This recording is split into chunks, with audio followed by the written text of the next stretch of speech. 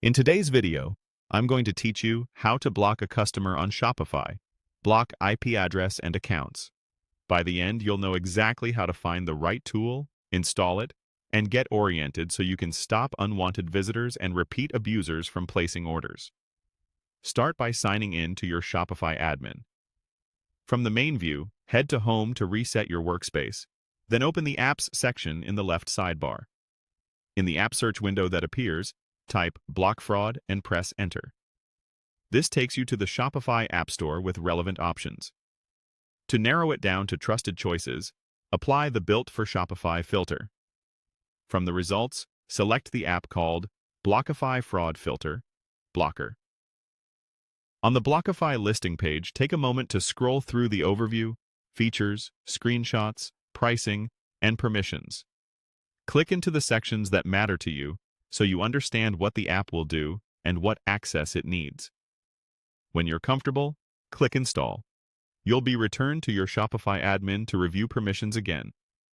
Click Install one more time to confirm. After installation, the app opens to a welcome screen. Click Get Started. If an onboarding tour appears, you can click Skip to jump straight to the dashboard. Here, you'll see a welcome card at the top, along with shortcuts to important areas like the Blockify app status and your quota usage.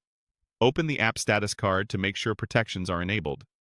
Then check the quota usage card so you know how many automated checks or blocks are included in your plan and how close you are to any limits. Next, go to the Overview section.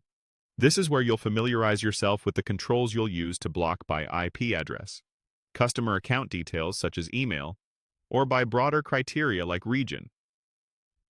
The interface typically lets you create rules that deny checkout, hide pages, or show a customized message when someone matches your filters.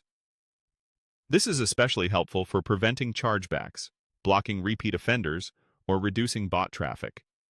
A few quick tips as you get ready to configure your rules. Start cautiously and review activity to avoid blocking legitimate customers.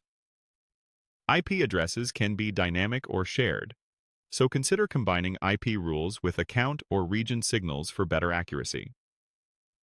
Keep simple notes on why a rule exists so it's easy to adjust later. And if you need help, the app's support and documentation are available from both the listing and within the app. That's it.